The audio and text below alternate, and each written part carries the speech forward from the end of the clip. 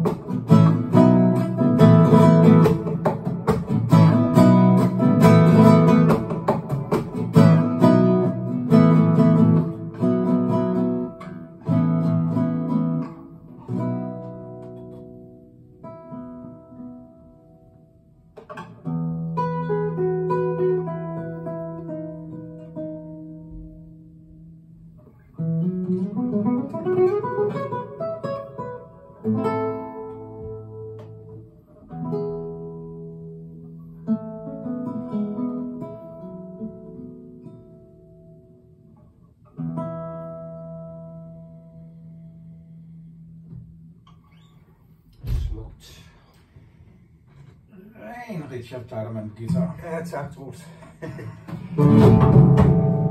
Har I mærket efter? Skal vi starte med dig, Troels? Og så gå med ud? Ja, det kan vi godt. Altså, jeg har bedt om det her møde, fordi det er en ren børnehave. Altså, når der kommer, ligger der kæber på gulvet. Det er ingenting, der var der, hvor det var ugen før. Man kan det mindste rydde op efter sig selv. Altså, det kan ikke være rigtigt at møde en time før, og så rydde op efter det. Må jeg lige indskyde, Troels? Det er så godt, at du tog initiativ til det her, fordi jeg er sikker på, at alle omkring bordet her har en interesse i, at det her lokale kommer til at kunne understøtte vores aktiviteter. Ja, jamen, altså naturligvis, og så skal vi altså have noget lyddæmpning op, fordi at, det sejler altså rundt her, så når vi spiller på trommer, det lyder som fucking Roskilde Domkirke. Ja, tak. Tak, Troels. Andor? Ja, altså... Akustikken er jo altså et problem. Jeg synes, at rummet er dødt. Det er jo ikke nemt at få en arie af Mozart til at klinge smukt herinde, når ikke der er nogen efterklang. Og gulvtæppet, det giver mig altså hovedpine.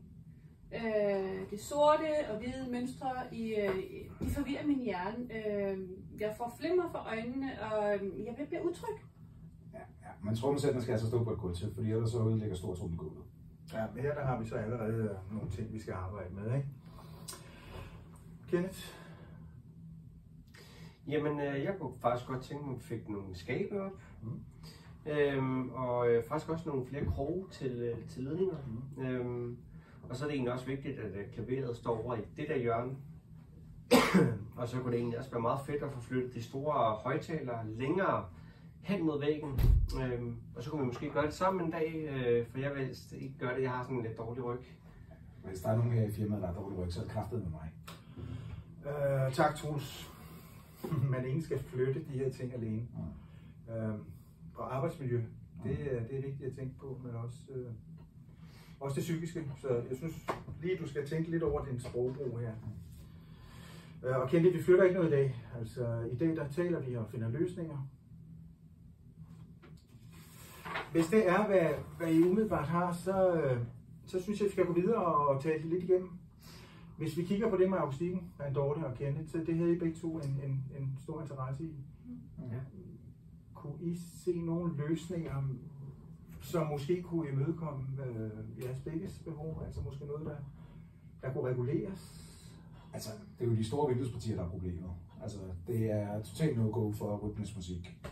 Og jeg ved ikke lige, hvad arkitekten har tænkt på med det i sin tid. Altså, det skal dækkes med noget. Måske tykt gardin. Det kunne nok godt gøre en forskel. Og så de her tæpper på gulvet, ikke også?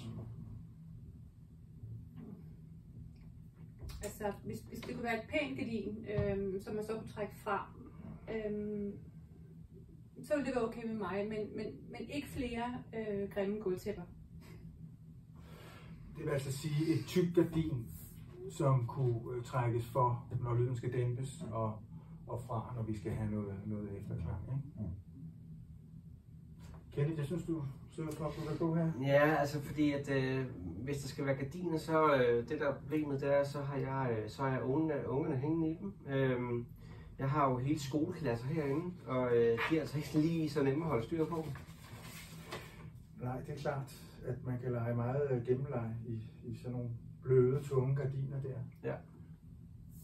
Kunne man forestille sig en løsning med noget børnesikring, eller altså kender du noget fra skolen?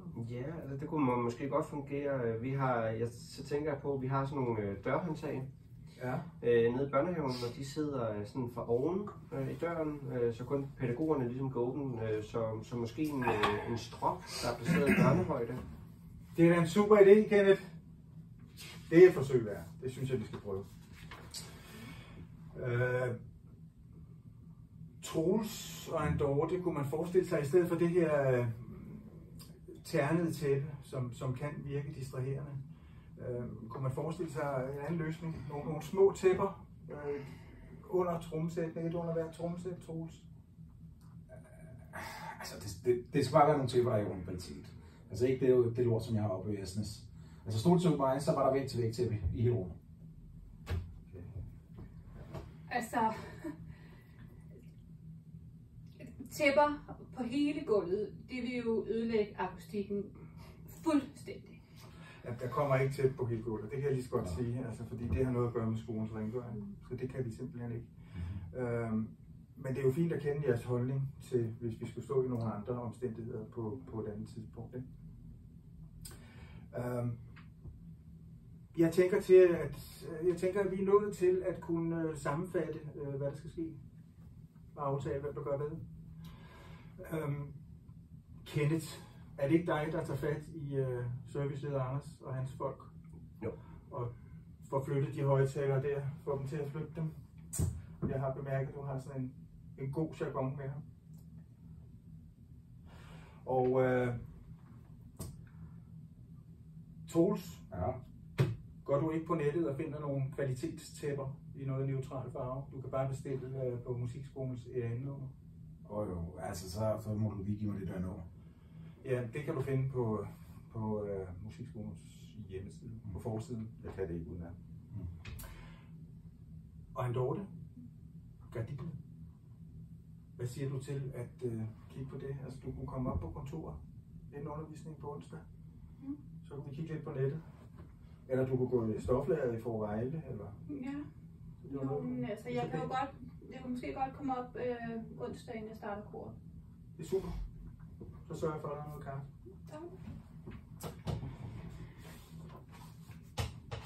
Jeg vil simpelthen sige, at nu tror jeg, at vi har konkluderet på det her, og lad os få et opfølgende møde efter sommerferien, lige efter sommerferien, jeg indkalder.